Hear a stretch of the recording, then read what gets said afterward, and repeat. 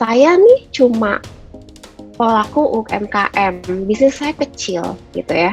Kenapa sih saya butuh kontrak? Iya, bisnis saya kecil aja. Ya ngapain repot-repot mesti pakai kontrak segala gitu. Saya nih melihat pemilik UMKM ini punya resource yang terbatas. Entah itu dana yang terbatas atau waktu yang terbatas ya.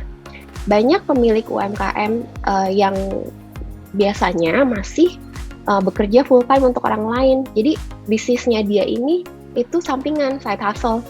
Nah, kalau udah kayak begini kan berarti waktunya untuk menjalankan bisnis punya sendiri terbatas kan ya, karena masih ada komitmen untuk orang lain gitu. Nah, saya melihat justru disinilah kenapa small business owner butuh kontrak supaya resource yang limited itu tidak terbuang percuma karena salah langkah atau salah perhitungan ketika memulai. Nah, kemudian dalam bisnis itu pasti ada yang namanya resiko ketidakpastian gitu ya. Karena we never know what the future holds for us. Ini adalah salah satu resiko berbisnis. Tapi bukan berarti kita tidak bisa mengantisipasi. Misalnya setelah bisnis berjalan nih, tiba-tiba partner bilang, oke, kayaknya cukup sekian dan terima kasih aja deh partnership kita.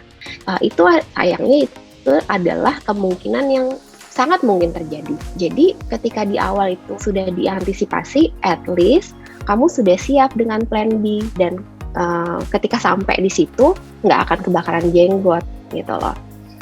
Kalau misalnya saya bisa analogikan ya, kontrak ini sedikit banyak tuh agak mirip lah sama ketika kita membeli asuransi kan, asuransi kesehatan terutama ya, kita kan nggak akan berharap kalau kita akan jatuh sakit.